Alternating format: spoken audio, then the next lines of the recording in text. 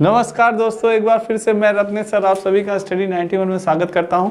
और कैसे हैं आप सभी? उम्मीद करता हूं आप सभी जहां भी होंगे स्वस्थ होंगे और मस्त होंगे। दोस्तों आज बहुत ही इंपॉर्टेंट टॉपिक लेके आया हूं आपको के सामने, जिस टॉपिक से आपके एग्जाम में भर भर के क्वेश्चन पूछे जा रहे हैं। सीटेट का एग्जाम हो या यूपी टेट का एग्जाम हो या सुपर टेट। अभी दोस्तों सीटेट का एग्जाम जो हुआ है उसमें एनालिसिस किया गया कि आपके इस महान आत्मा यानी जीन पियाजे से आपके एग्जाम में बहुत ही क्वेश्चन पूछे जा रहे हैं। दोस्तों हम एक या दो क्वेश्चन हमेशा हर दिन पूछे जा रहे हैं दोस्तों। तो इसलिए आइए इस जीन पियाजे के बारे में पढ़ते हैं। आखिर जीन पियाजे ने क्या सिद्धांत दिए, क्या इनके थॉट थी दोस्तों, तो इसको पढ़ते हैं दोस्तों। बहुत ही इंपॉर्टेंट है। सभी को एक बार राधे राधे, जय श्री कृष्ण, जय श्री कृष्ण दोस्तों सभी को, मेरे सभी बच्चों को। तो दोस्तों एक बार लाइक और वीडियो को शेयर जरूर कर दीजिएगा। आइए स्टार्ट करते हैं अपना टॉपिक जीन पियाजे दोस्तों। ठीक है, बहुत ही इंपॉर्टेंट टॉपिक है। आइए दोस्तों, तो ये महाबचत ऑफर दोस्तों स्टडी 91 का ऑफर, सुपर टेट का महाबचत ऑफर है दोस्तों आपके लिए। ये स्टडी 91 का, इसमें दोस्तों आपको सुपर टेट का जो बैच है दोस्तों, सुपर टेट की बैच आपको मात्र 1699 रुपए मिल रही है। कितने में मिल रही है? मात्र 1699 रुपए में आपको सुपर टेट का बैच मिल रहा है दोस्तों। और आपको यूपी टेट का जो बैच मिल रहा है वो मात्र 900 रुपए में मिल रहा है। यूपी टेट का जो बैच मिल रहा है आपको कितने में मिल रहा है? मात्र 900 रुपए में मिल रहा है। और यूजीसी नेट का भी आपको बैच कितने में मिल रहा है दोस्तों? यूजीसी नेट का भी बैच आपको 900 रुपए में मिल रहा है दोस्तों। महाबचत ऑफर है। और एसएससी जीडी की बम्पर वैकेंसी आई है दोस्तों। आप सभी जानते हैं कि एसएससी जीडी की बहुत ही बम्पर वैकेंसी आई है। तो ये बैच आपको कितने का मिल रहा है? ये आपको 699 रुपए में मिल रहा है दोस्तों। तो आइए ये इस बैच का, इस ऑफर का दोस्तों लाभ उठाइए। आइए जानते हैं इस महान आत्मा के बारे में, यानी कि जीन पियाजे के बारे में दोस्तों। जानते हैं इस महान आत्मा के बारे में, यानी जीन पियाजे ने संज्ञानात्मक विकास का सिद्धांत दिया था। नंबर 1 आपका एक क्वेश्चन तैयार हो गया कि आखिर जीन पियाजे ने कौन सा सिद्धांत दिया था। तो आप बताएंगे सर जीन पियाजे ने संज्ञानात्मक विकास का सिद्धांत दिया था दोस्तों। ठीक है, ये निवासी कहाँ के थे? नंबर 2 पॉइंट्स आपका होता है कि आखिर जीन पियाजे कहाँ के निवासी थे। तो दोस्तों ये महान आत्मा था आपका स्विट्जरलैंड का निवासी था। कहाँ का निवासी था? स्विट्जरलैंड के निवासी थे। ये इनका जन्म कब हुआ था दोस्तों? जन्म हुआ था 1896 में, यानी 1896 में इस महान आत्मा का जन्म हुआ था। और इस महान आत्मा की मृत्यु हो गई थी दोस्तों 1918 में। इस महान आत्मा की मृत्यु हो गई 1980 में। इस महान आत्मा की एक बुक थी दोस्तों जो कि बहुत ही इंपॉर्टेंट है। कभी कभी आपके एग्जाम में, चाहे वो सीटेट का एग्जाम हो या सुपर टेट का एग्जाम हो, उसमें पूछ लिया जाता है कि आखिर जीन पियाजे की कौन सी महत्वपूर्ण बुक है, उसका नाम बताइए। तो उस बुक का नाम था दोस्तों the language of the thought of the child. The language of thought of the child, सर्वप्रथम इन्होंने यही बुक लिखी थी दोस्तों। तो ये बहुत ही इंपॉर्टेंट बुक है, the language of thought of the child दोस्तों, जीन पियाजे की। ठीक है, नेक्स्ट चलते हैं दोस्तों। अब बात करते हैं संज्ञान, कॉग्निशन की बात करते हैं दोस्तों कि संज्ञान क्या होता है। वह व्यापक और स्थायी ज्ञान जो व्यक्ति के वातावरण से ग्रहण करता है, क्या कहलाता है? संज्ञान कहलाता है दोस्तों। यानी वह व्यापक ज्ञान, वह स्थायी ज्ञान जो हम अपने वातावरण से ग्रहण करते हैं, जो अपने हम समाज से ग्रहण करते हैं, वो क्या कहलाता है दोस्तों? क्या कहलाता है? वो हमारा कहलाता है संज्ञान कहलाता है। स्थायी ज्ञान दोस्तों क्या होता है? वो क्या कहलाता है? संज्ञान कहलाता है। जैसे दोस्तों हमें मालूम है कि क्या कहते हैं कि दिन कब होता है और रात कब होती है दोस्तों। ठीक है, तो ये चीजें हमें मालूम है, दिन कब होती है, रात कब होती है। जैसे पहले हम जब छोटे थे तो हम अपने माता पिता से पूछते थे दिन क्यों होता है, रात क्यों होती है। तो धीरे जैसे जैसे हमारी एज बढ़ी दोस्तों, जैसे वैसे हमें ज्ञान हुआ कि आखिर ये मोबाइल होता है, ये मोबाइल कैसे चलाया जाता है, कैसे इसका प्रयोग किया जाता है। पहले हम लोग तो जब छोटे से थे तो हम लोग को क्या मालूम था, सिर्फ मोबाइल से गाना सुना जाता है और क्या प्रयोग इसका कोई। पर जैसे जैसे हम बड़े हुए तो वैसे वैसे हमें मोबाइल के बारे में ज्ञान हुआ कि मोबाइल से सिर्फ ना हम कॉल कर सकते हैं, बहुत ही चीज़ें होती हैं, हम क्लास भी ले सकते हैं, टाइप कर सकते हैं, मैसेज भेज सकते हैं, और भी कई सारी चीज़ें हैं। आप तो जानते हैं दोस्तों, अगर बताने लगे कि मोबाइल के क्या लाभ होते हैं तो पूरी क्लास ही उसी में ख़त्म हो जाएगी दोस्तों। तो ये चीज़ है, मोबाइल के फ़ायदे बहुत होते हैं। तो वह व्यापक ज्ञान जो हमें धीरे धीरे स्थायी ज्ञान हो गया, जो व्यक्ति वातावरण से ग्रहण करता है, वो क्या कहलाता है दोस्तों? संज्ञान कहलाता है। जो कि स्थायी हो जाता है तो क्या होता है? संज्ञान का विकास शैशवावस्था से शुरू होकर जीवन के अंत तक चलता है। शैशवावस्था यानी जन्म से 2 वर्ष, जब हम 2 वर्ष के होते हैं तभी से प्रारंभ हो जाता है। धीरे धीरे हम चीज़ों को जानते हैं, धीरे धीरे हम चीज़ों को पहचानते हैं, और जब तक हमारी मृत्यु नहीं होती, जन्म से लेकर मृत्यु तक कह रहा है दोस्तों, जीवन के अंत तक, यानी जब तक हमारी मृत्यु नहीं होती तब तक हम जानते रहते हैं, चीज़ों को समझते रहे, हमारे ज्ञान का विकास होता रहता है दोस्तों। यानी कि जन्म से लेकर मृत्यु तक आपका ज्ञान का विकास होता रहता है। आप कह सकते हैं वार्म टू टॉम दोस्तों, आपका विकास होता रहता है। नेक्स्ट अगर बात की जाए दोस्तों, जीन पियाजे का महत्वपूर्ण तथ्य था संज्ञानात्मक पक्ष पर अध्ययन। उन्होंने क्या किया? संज्ञानात्मक पक्ष पर अध्ययन किया। इन्होंने अपने 3 बच्चों पर प्रयोग किया। इस महान आत्मा ने क्या किया दोस्तों? अपने 3 बच्चों पर प्रयोग किया। इनके 3 बच्चे थे दोस्तों, उन्होंने अपने 3 बच्चों पर प्रयोग किया। क्या प्रयोग किया ये जानते हैं दोस्तों? जीन पियाजे के मनोवैज्ञानिक क्षेत्र में तृतीय शक्ति, थर्ड फोर्स के रूप में जाना जाता था। जीन पियाजे को क्या दोस्तों? तृतीय शक्ति यानी थर्ड फोर्स के रूप में जाना जाता था। अवस्था का सिद्धांत दिया इन्होंने। क्या दिया? स्टेज ऑफ थ्योरी दोस्तों, अवस्था का सिद्धांत दिया। कैसे दिया? मानसिक विकास की अवस्था पहली थी, इन्होंने क्या दिया? मानसिक विकास की अवस्था दिया। इनका मानना था कि जैसे जैसे बच्चे में जैविक परिपक्वता, बायोलॉजिकल मैच्योरेशन आती है, वैसे वैसे वो वस्तुओं के बारे में अपने दिमाग में कॉन्सेप्ट बनाते हैं दोस्तों। यानी बच्चे जैसे जैसे बड़े होते हैं, उनके अंदर मैच्योरिटी आती है, वो मैच्योर होते हैं, वैसे वैसे वो ज्ञान को क्या करते हैं? अर्जित करते हैं दोस्तों। जैसे हम जब छोटे थे दोस्तों, फिर धीरे धीरे हम किसी चीज के बारे में जानते हैं, तो उस ज्ञान का हमें विस्तार से हमें पता चलता है। जैसे मैंने अभी आपको बताया कि पहले हम मोबाइल के बारे में जानते थे कि मोबाइल क्या होता था, मोबाइल से हम सिर्फ कॉल कर सकते हैं, हमें इतना ही मालूम था। पर जैसे जैसे हम मैच्योर हुए, जैसे जैसे हम बड़े हुए, तो हमें चीज़ों को पता चला कि नहीं यार, मोबाइल से तो हम मैसेज कर सकते हैं, मोबाइल से वीडियो कॉलिंग भी कर सकते हैं, मोबाइल से हम टाइपिंग भी सीख सकते हैं, मोबाइल से हम क्या नहीं कर सकते। तो ये चीज़ें धीरे धीरे जब हमारे अंदर मैच्योरिटी आई, तो हमें पता चला कि इस मोबाइल से हम फ़ोन पे कर सकते हैं, किसी के अकाउंट में पैसे भी ट्रांसफ़र कर सकते हैं, बैठे बैठे यहाँ से देश विदेश बातें कर सकते हैं। तो हर चीज़ हमें धीरे धीरे पता चली। जैसे जैसे हम मैच्योर हुए, तो हमें चीज़ों का क्या हुआ? पता चला दोस्तों, हमें नॉलेज हुआ, ज्ञान का हमारे विकास हुआ। तो वो क्या है? मैच्योरिटी है। तो वही जीन पियाजे का था कि मानसिक विकास की अवस्था उन्होंने बताया। इनका मानना था कि जैसे जैसे बच्चे में जैविक परिपक्वता आती है, वैसे वैसे ही वो वस्तुओं के बारे में अपने दिमाग में कॉन्सेप्ट बनाता जाता है, वैसे वैसे उसको नॉलेज होती जाती है दोस्तों। नेक्स्ट बात करते हैं, क्या कहते हैं जीन पियाजे? इनके अनुसार बच्चे सक्रिय ज्ञान निर्माता होते हैं। क्या होते हैं? एक्टिव होते हैं दोस्तों। सक्रिय यानी एक्टिव। बच्चे क्या थे? सक्रिय ज्ञान, तुरंत सीखते हैं बच्चे, बहुत ही ज्यादा एक्टिव होते हैं। शैशवावस्था में बालक आप जानते ही बहुत ही ज्यादा एक्टिव होते हैं। और जो बच्चे होते हैं, कहा जाता है कोरा कागज दिमाग होता है उनका, बहुत ही चीजों को बहुत जल्दी ऑब्जर्व करते हैं, बहुत जल्दी अनुकरण करते हैं दोस्तों। तो ये चीज है, यानी बच्चे क्या होते हैं? सक्रिय ज्ञान निर्माता होते हैं। उन्होंने कहा उन्हें नन्हे वैज्ञानिक भी कहा जाता है, क्योंकि वे संसार के बारे में अपने सिद्धांतों की रचना करते हैं। उस नन्हे वैज्ञानिक भी बालक को कहा जाता है। वो सोचते रहते हैं, विचार करते रहते हैं दोस्तों। उस जिस नजरिए से वो देखते हैं समाज को, संसार को, उस नजरिए से शायद हम आप भी नहीं देखते। पर जब हम बच्चे थे तो शायद उस समय हम देखते थे दोस्तों, पर अब नहीं देखते होंगे उस नजरिए से। ठीक है, वो चीज था। पियाजे के अनुसार बच्चों की सोच वयस्क की सोच से अलग होती है, ना कि मात्रा में। यही था, पियाजे जी ने कहा कि जो बच्चे की, जो बालक की सोच होती है, जो बालक की थॉट्स होती है, वो क्या होती है? वयस्क की सोच से अलग होती है। जैसा कि मैंने अभी आपको बताया कि जिस प्रकार से बालक सोचता है, उस प्रकार से हम नहीं सोचते दोस्तों। और ऐसा नहीं है कि जितना दिमाग बालक के अंदर होता है, जो मात्रा होती है बालक दिमाग की, यानी ब्रेन का जो वेट होता है, जितना उसके पास होता है उतना ही हमारे पास भी होता है दोस्तों।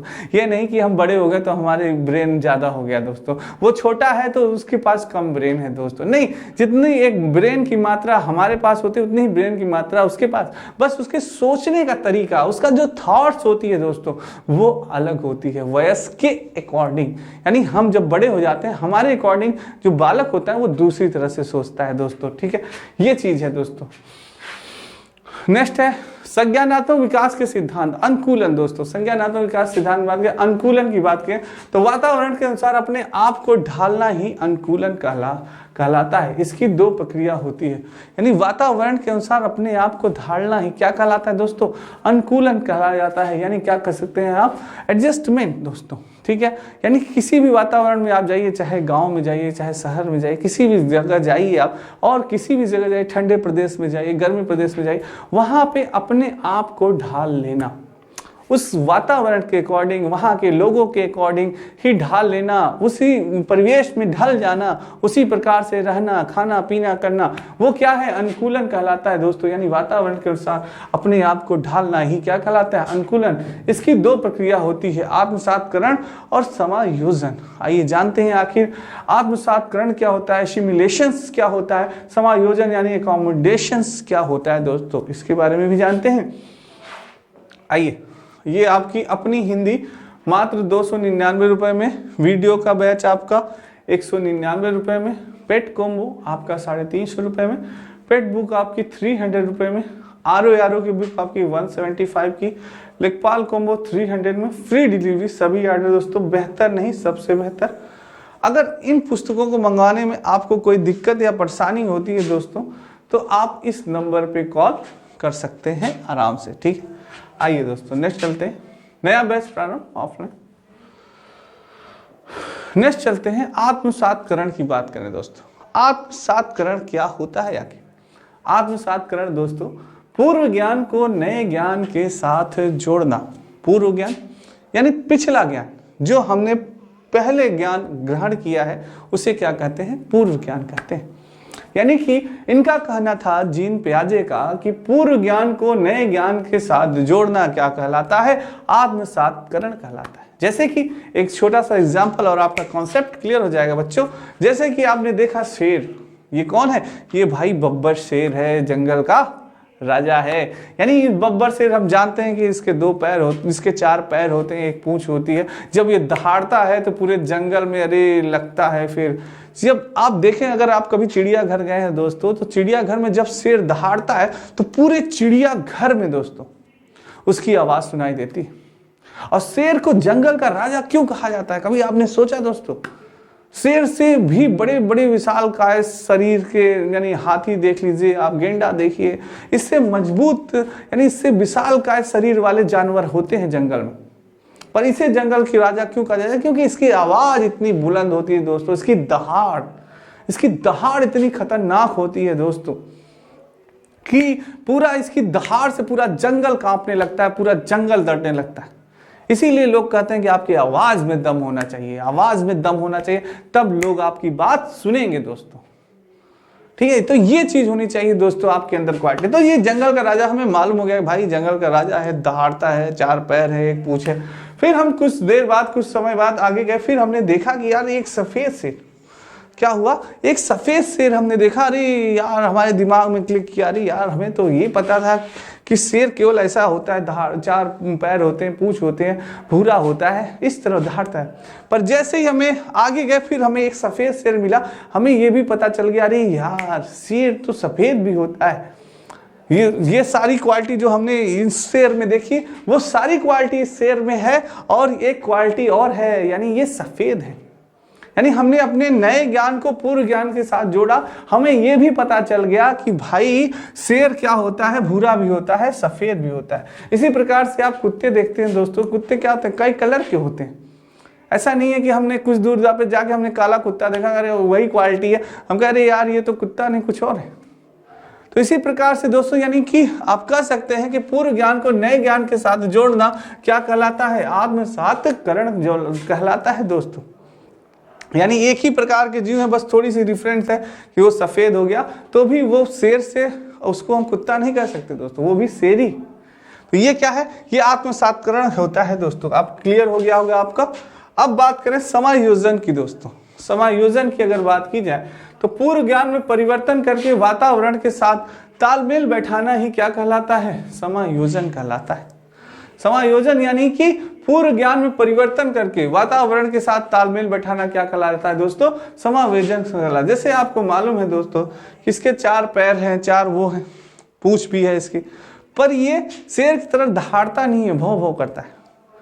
तो हमें ये मालूम है भाई ये तो है, 4 पैर है, वो है, सब कुछ है, पर इसको हम शेर नहीं कह सकते दोस्तों, क्योंकि ये क्या है, ये कुत्ता है। क्या है, ये कुत्ता। अभी सी बात, ये कुत्ता है भाई, इसके अंदर क्वालिटी शेर वाली नहीं है।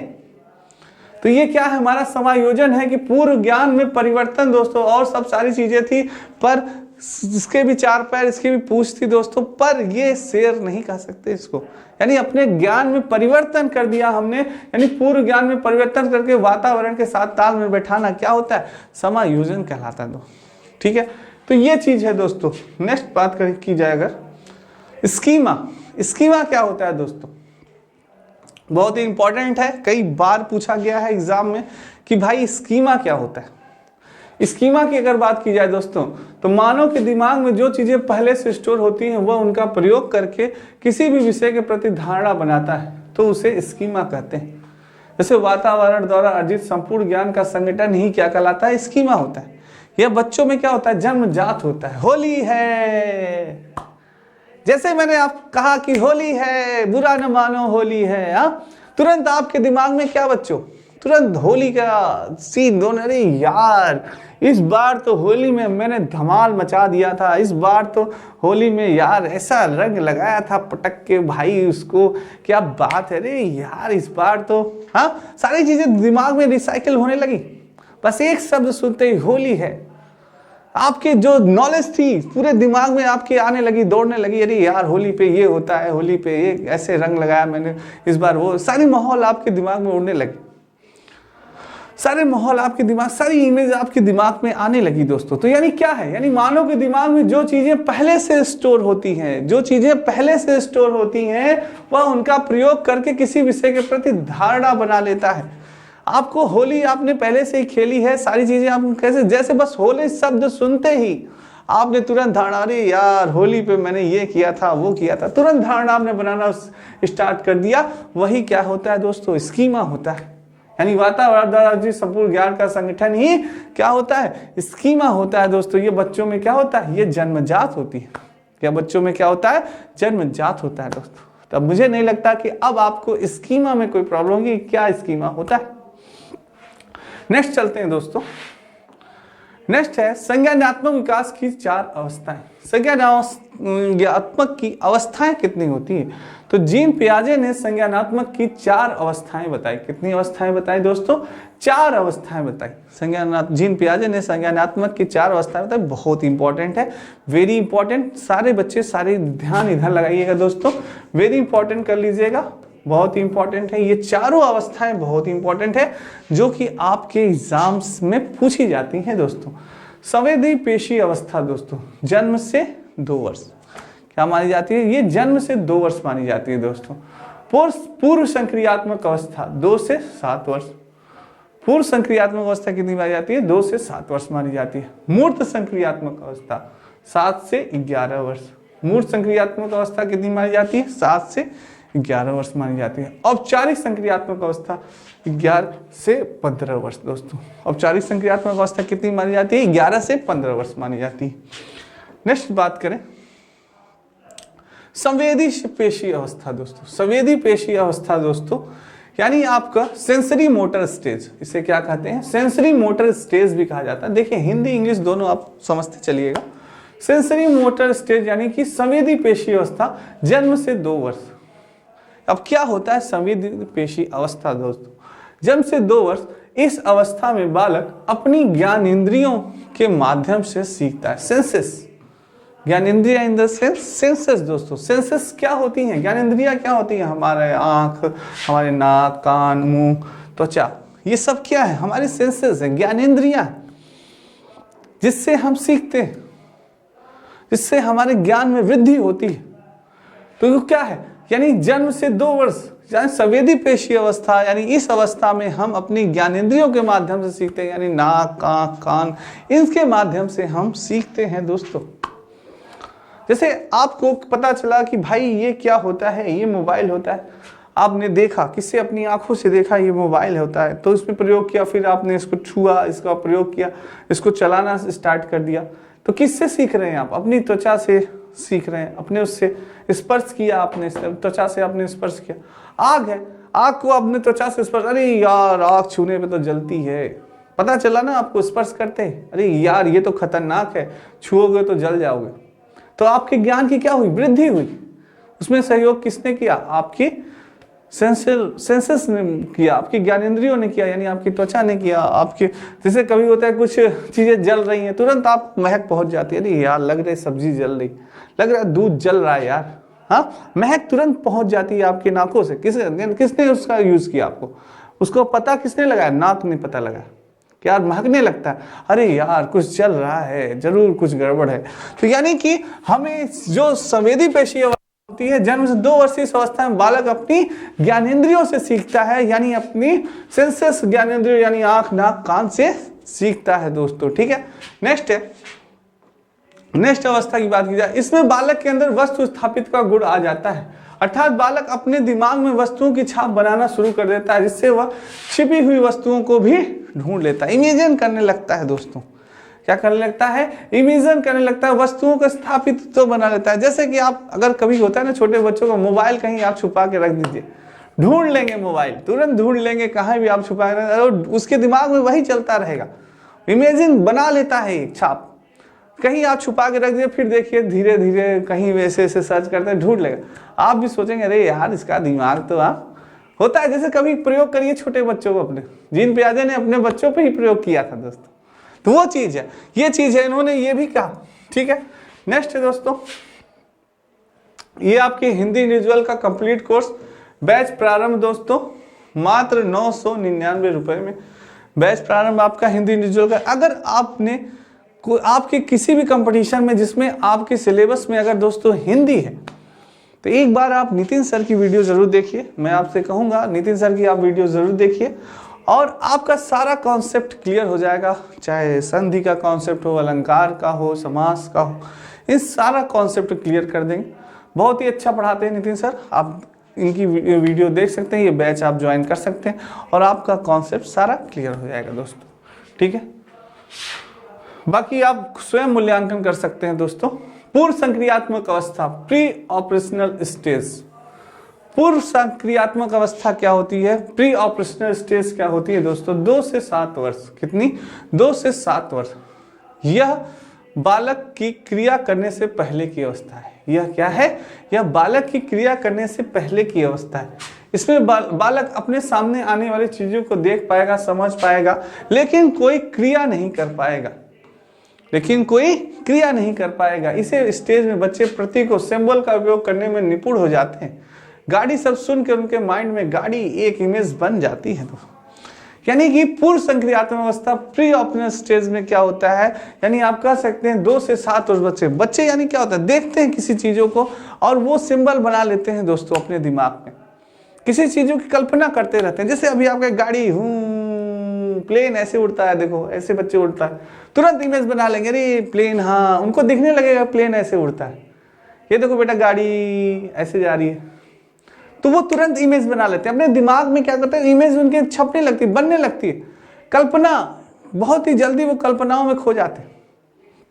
यानी कोई भी चीजें सिंबल उनके, यानी स्टेज में बच्चों के प्रतीक सिंबल का उपयोग करने में निपुण हो जाते हैं। किसी भी चीज की आप अगर चर्चा करेंगे तुरंत उनके दिमाग में सिंबल बनने लगे, अरे गाड़ी ऐसे चलती है, प्लेन ऐसे उड़ता है, तुरंत उनके दिमाग में सिंबल बनने लगेगा दोस्तों। यानी उसमें बालक अपने सामान आने वाली चीजों को देख पाएगा, समझ पाएगा, लेकिन कोई क्रिया नहीं कर पाएगा, कोई क्रिया प्रतिक्रिया नहीं कर, समझ जाता है वो सारी चीजें आप क्या कह रहे हैं, क्या दिखाना चाहते हैं, क्या बताना चाहते हैं, समझ सकता है वो, पर कोई क्रिया नहीं कर पाता दोस्त। कौन सी अवस्था होती है वो आपकी होती है पूर्व संक्रियात्मक अवस्था, प्री ऑपरेशनल स्टेज, 2 से 7 वर्ष। नेक्स्ट बात की जाए दोस्तों, जीववाद, एनिमिज्म, जब बालक सजीव और निर्जीव वस्तु में भी अंतर नहीं कर पाता। ये बहुत इंपॉर्टेंट, वेरी इंपॉर्टेंट पॉइंट्स है। आपसे क्वेश्चन पूछता है कि किस अवस्था में बालक सजीव और निर्जीव वस्तु में अंतर नहीं कर पाता। अब सीटेट में आपसे यही क्वेश्चन घुमा के पूछेगा। कैसे पूछेगा? एक बच्चा एक दरवाजे पे बार बार प्रहार करता है और कहता है कि तुमने मेरी मम्मी को चोट पहुंचाई, बताइए कौन सी अवस्था है, उस बालक की कौन सी अवस्था है?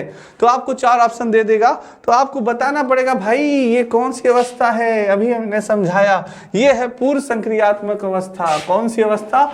पूर्व संक्रियात्मक अवस्था, यानी प्री ऑपरेशनल स्टेज है, जिसमें निर्जीव वस्तुओं को बालक क्या समझने लगता है, सजीव समझने लगता है। जैसे उसको अगर दरवाजे से चोट लगी, आप पहुंचे दरवाजे में, अरे मेरे बेटे को मारते हो, मेरे भाई को मारते हो, तो बच्चा खुश हो जाएगा, अरे वाह दरवाजे को आज मार पड़ रही है, बहुत बढ़िया, और मारिए पापा, और मारिए भैया। तो वो क्या होता है, वो ये सोचता है कि इस निर्जीव वस्तु में भी जान है, इस दरवाजे की आज पिटाई हो रही है। हाँ, तो वो चीज है दोस्तों, कई बार हुआ होगा आप लोग के घर में भी, आप लोग, तो वो चीज है दोस्तों। नेक्स्ट है अहम केंद्रित, ईगोसेंट्रिज्म होता है, अहम केंद्रित होता है। जब बच्चा यह सोचना शुरू कर देता है कि जो वह सोच रहा है वो सब ठीक है।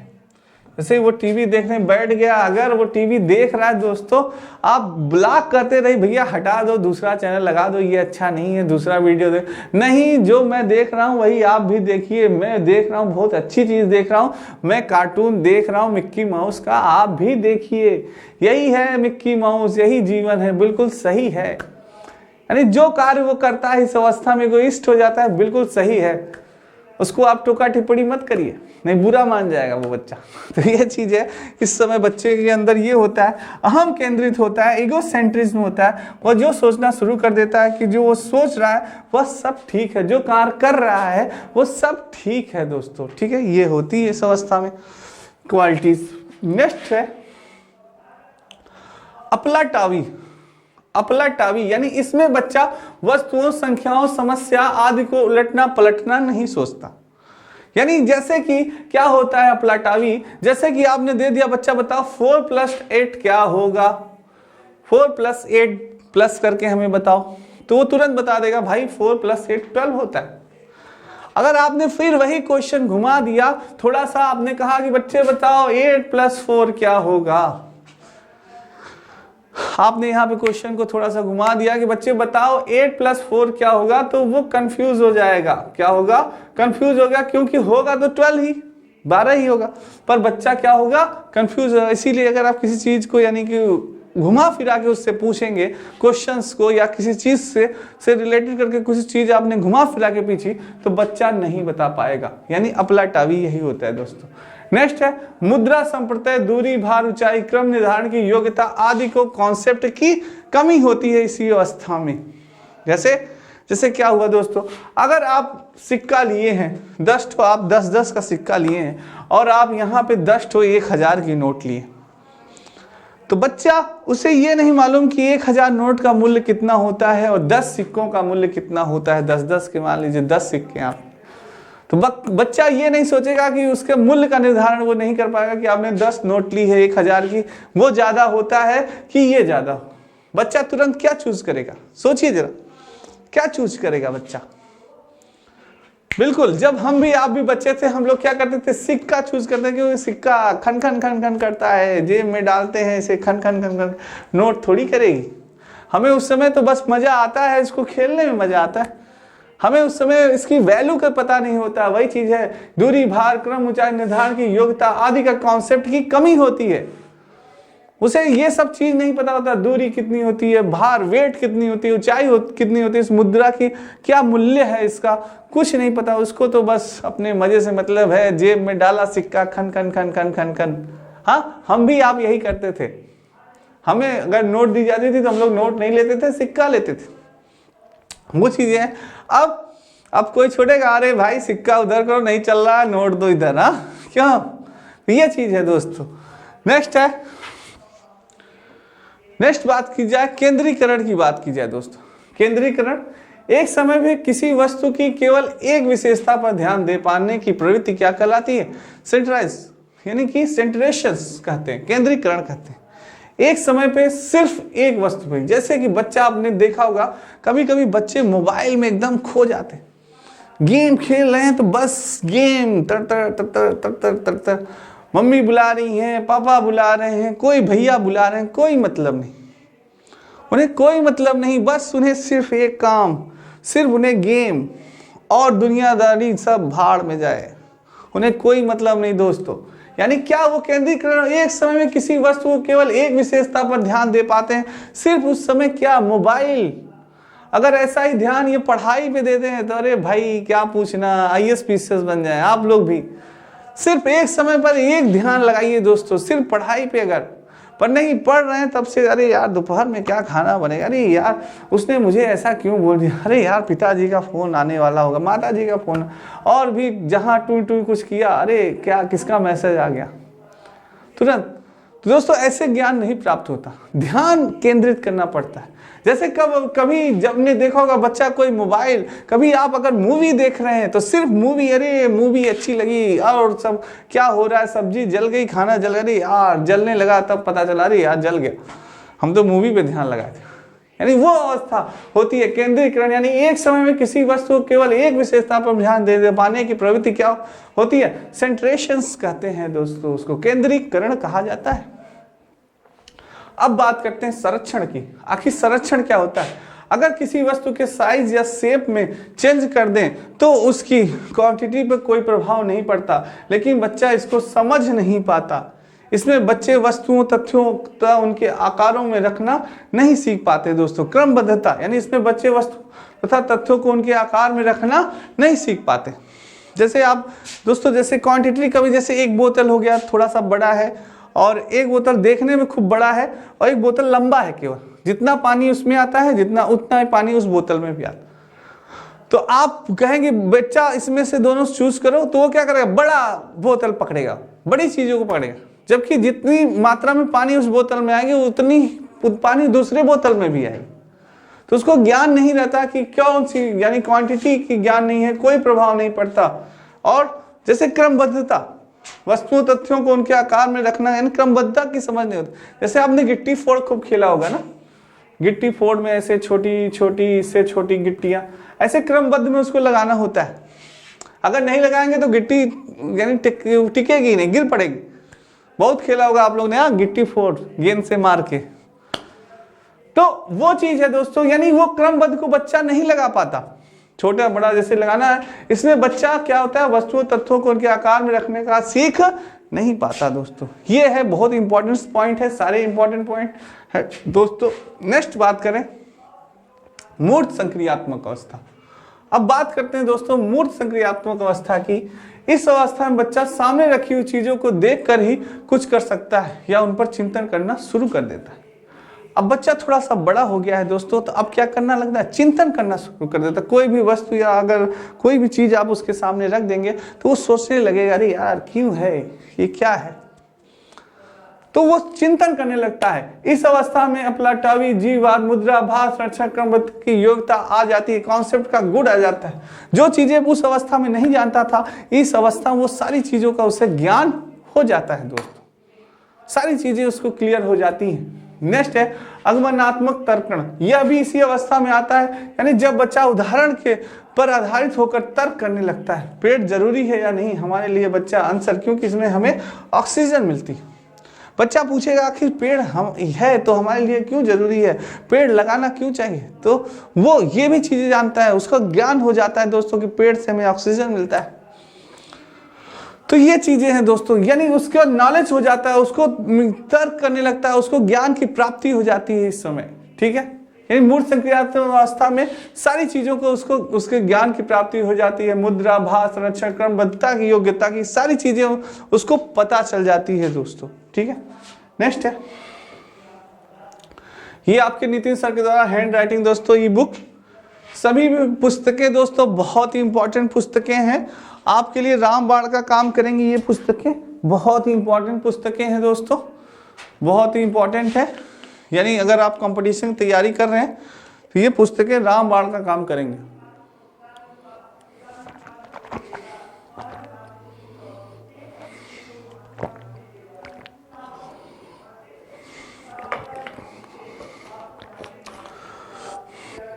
बहुत ही इंपॉर्टेंट पुस्तकें हैं दोस्तों, ये रामबाण का काम करेंगी आपके लिए।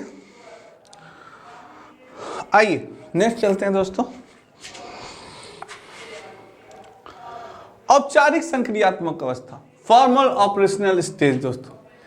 यह संज्ञान की सर्वोच्च अवस्था है। यह क्या है, संज्ञान की सर्वोच्च अवस्था मानी जाती है। इसमें बच्चा क्या करता है, अमूर्त चिंतन करने लग जाता है दोस्तों। मूर्त चिंतन जो चीजें दिखाई देती हैं, अमूर्त चिंतन यानी कि जो चीजें न दिखाई दे उसके बारे में सोचने लगता है। अरे ईश्वर होता है, ईश्वर होता है कि नहीं होता, ईश्वर रहता कहाँ है, ईश्वर दिखाई कैसे देता है, कोई भी घटना, अरे यार अगर एवरेस्ट पे चढ़ा जाएगा तो कैसे चढ़ा जाएगा। तो सारी चीजें यानी कि जो अमूर्त चीजें हैं, जो चीजें दिखाई भी ना दे दोस्तों, उनके बारे में भी चिंतन करने लगता है, जो चीजें आप कर भी नहीं सकते उनके बारे में कल्पना करना। तो यानी कि अमूर्त चिंतन, बच्चा अमूर्त चिंतन करने लगता है। कौन सी अवस्था? औपचारिक संक्रिय अवस्था होती है दोस्तों। यह संज्ञान की सर्वोच्च अवस्था है, सबसे बड़ी अवस्था होती है। निगमनात्मक तर्क, इसमें बच्चा नियमों के ऊपर तर्क करने लगता है। क्या करने लगता है? नियमों पे तर्क करने लगता है दोस्तों। ऐसे ये रूल बना, क्यों नहीं रूल बना, कैसे बना ये रूल, ये फार्मूला आया तो कैसे आया, खोज करने लगता है, उस पर भी वो रिसर्च करने लगता है दोस्तों। तो ये कौन सी निगमनात्मक तर्क अवस्था होती है? कौन सी होती है? निगमनात्मक तर्क अवस्था होती है दोस्तों। इसमें बच्चा रिसर्च करने लगता है, खोज करने लगता है कि आखिर ये चीज आई तो कैसे आई। तो दोस्तों ये बहुत ही इंपॉर्टेंट औपचारिक संक्रियात्मक अवस्था, यानी कि ये सर्वोच्च अवस्था मानी गई। जीन पियाजे ने कहा ये संज्ञान की सर्वोच्च अवस्था मानी गई। इसमें बालक को सारी चीजों का पता हो जाता है, बच्चा अमूर्त चिंतन करने लग जाता है और इसमें बच्चा नियमों के ऊपर भी तर्क करने लगता है। सिंथेसिस, आप देखा रिसर्च जो करने लगते हैं, बच्चे खोज करते हैं, वो क्या होते हैं? इसी अवस्था के होते हैं, औपचारिक संक्रियात्मक अवस्था के होते हैं। जब आप लोग बड़े हो जाते हैं, रिसर्च करने लगते हैं, GRF करने लगते हैं दोस्तों। तो वो किसी भी सब्जेक्ट में, जैसे आपने मैथ में हुआ, नियमों के ऊपर तर्क करना, यार ये सूत्र बना तो कैसे बना, a+b का होल स्क्वायर आया, a² + b² + 2ab, आखिर आया तो कैसे आया, उस पर भी आप क्या करने लगते हैं? तर्क करने लगते हैं, सोच करने लगते हैं, विचार करने लगते हैं, चिंतन करने लगते हैं। तो वो कौन सी अवस्था है? वो औपचारिक संक्रियात्मक अवस्था है दोस्तों। तो ये जीन पियाजे की 4 बहुत ही महत्वपूर्ण अवस्था थी दोस्तों, आपकी बहुत ही महत्वपूर्ण अवस्था है ये चारों। पहली कौन सी थी? संवेदी पेशी अवस्था, जन्म से 2 वर्ष दोस्तों। पूर्व संक्रियात्मक अवस्था 2 से 7 वर्ष, और मूर्ध संक्रियात्मक अवस्था 7 से 11 वर्ष, और औपचारिक संक्रियात्मक अवस्था 11 से 15 वर्ष। तो ये दोस्तों आपके लिए बहुत ही इंपॉर्टेंट है। इन अवस्थाओं के आपको अभी मैंने इन अवस्थाओं से रिलेटेड सारे पॉइंट्स बताए आपको, जो कि बहुत ही इंपॉर्टेंट है, जो कि आपके एग्जाम में हर बार पूछे जाते हैं। संवेदी पेशी अवस्था अगर आपसे पूछा गया, संवेदी पेशी अवस्था यह जन्म से 2 वर्ष की अवस्था है। इसमें बालक अपने किससे? ज्ञानेंद्रियों के माध्यम से सीखता है। नेक्स्ट पॉइंट है, इसमें बालक अंदर वस्तु स्थापित गुण आ जाते हैं, अर्थात बालक अपने दिमाग में वस्तुओं की छाप बनाना शुरू कर देता है, जिससे वह छिपी हुई वस्तुओं को भी ढूंढ लेता है। सेकंड पॉइंट है इसका दोस्तों आपका कि पूर्व संक्रियात्मक अवस्था। अब इसमें क्या पॉइंट्स होते हैं आप जानिए। पूर्व संक्रियात्मक अवस्था है 2 से 7 वर्ष होता है। यह बालक की क्रिया करने से पहले की अवस्था होती है, क्रिया करने की पहले से अवस्था होती है। इसमें बालक अपने सामने आने वाली चीजों को देख पाएगा, समझ पाएगा, लेकिन कोई क्रिया नहीं कर पाता है दोस्तों। यह स्टेज में बच्चे प्रतीक सिंबल्स का उपयोग करने में निपुण हो जाते हैं। आपसे पूछा कि सिंबल्स का प्रयोग करने में बच्चे किस अवस्था में निपुण हो जाएंगे, आप बताएंगे सर पूर्व संक्रियात्मक अवस्था, प्री ऑपरेशनल स्टेज।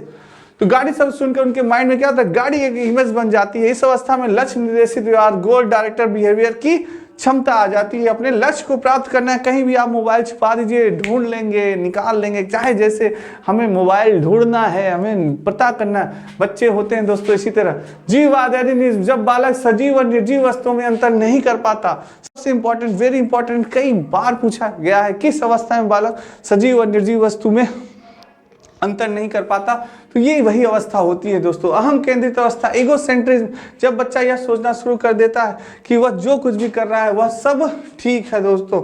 नेक्स्ट बात की जाए अपलटावी, यानी कि इसमें बच्चा वस्तुओं, संख्या, समस्या आदि को उलटना पलटना नहीं सोचता दोस्तों। तो ये चीज ये भी है। मुद्रा, संप्रदाय, दूरी, भार, ऊंचाई, क्रम निर्धारण की योग्यता आदि के कॉन्सेप्ट की कमी आ जाती है। किस अवस्था में? इसी अवस्था में दोस्तों। नेक्स्ट बात की जाए अगर, तो केंद्रीकरण की बात की जाए, यानी एक समय में किसी वस्तु को केवल एक विशेषता पर ध्यान दे पाने की प्रवृत्ति ही क्या कहलाती है? केंद्रीकरण कहलाती है। मोबाइल चला रहे हैं तो सिर्फ मोबाइल पे ही ध्यान है, बाकी दुनिया जाए भाड़ में। संरक्षण की बात की जाए अगर किसी वस्तु के साइज या शेप में चेंज कर दें तो उसकी क्वांटिटी पर कोई प्रभाव नहीं पड़ता, लेकिन बच्चा इसको समझ नहीं पाता दोस्तों। बड़ा बोतल, छोटा बोतल, मैंने आपको अभी उदाहरण दे के बताया कि जितना बोतल बड़े बोतल में आ रहा है वो बड़े के पीछे पड़ेगा कि हाँ बड़ा बोतल है, देखने में साइज बड़ा लग रहा है। ये नहीं उसको मालूम कि भाई जितना पानी इसमें आएगा उतना ही पानी छोटे बोतल में भी आएगा। ये मैंने आपको अभी एक्सप्लेन किया। नेक्स्ट आपकी मूर्त संक्रियात्मक अवस्था, यानी इस अवस्था में बच्चा सामने रखी हुई चीजों को देखकर ही कुछ कर सकता है या उन पर चिंतन करना शुरू कर देता है। इस अवस्था में अपलावटी, जीववाद, मुद्रा, भाष, रक्षण, क्रमबद्धता की योग्यता आदि के कॉन्सेप्ट गुण आ जाता है दोस्तों। ठीक है, ये हो गया। लास्ट आपकी एज बची दोस्तों औपचारिक संक्रियात्मक अवस्था, फॉर्मल ऑपरेशनल स्टेट, यह संज्ञान की सर्वोच्च अवस्था मानी जाती है। इसमें बच्चा अमूर्त चिंतन यानी अमूर्त चिंतन, जो चीजें दिखाई भी नहीं देती उनके बारे में भी सोचने लगता है। और निगमनात्मक तर्क यानी इसमें बच्चा नियमों के ऊपर भी तर्क करने लगता है, सोचने लगता है। दोस्तों बहुत ही इंपॉर्टेंट है दोस्तों आपके एग्जाम के लिए जीन पियाजे, वेरी वेरी इंपॉर्टेंट टॉपिक आप कह सकते हैं दोस्तों, क्योंकि जीन पियाजे ऐसी महान आत्मा है जिनसे कि हर बार एग्जाम्स में भर भर के क्वेश्चन पूछे गए हैं। आप चाहे तो प्रीवियस ईयर्स क्वेश्चन उठा के देख लीजिए, इसीलिए मैंने इसको आपको रिपीट किया दोस्तों, बार बार मैंने रिपीट किया, जैसे कि आपके दिमाग में सारी चीजें सरलता पूर्वक कॉन्सेप्ट आपके बैठ जाए। तो दोस्तों आज आपको वीडियो कैसा लगा कमेंट बॉक्स में कमेंट जरूर करिएगा। दोस्तों आज के लिए इतना ही। और दोस्तों एक और आपसे वो है आग्रह है कि आप सभी प्रीवियस ईयर्स क्वेश्चन जरूर लगाते रहिए दोस्तों। प्रीवियस ईयर्स क्वेश्चन जितना आप लगाएंगे उतना आप सफलता के करीब पहुंचेंगे दोस्तों। तो आज के लिए इतना ही। सभी को राधे राधे, जय श्री कृष्ण दोस्तों और जय हिंद दोस्तों।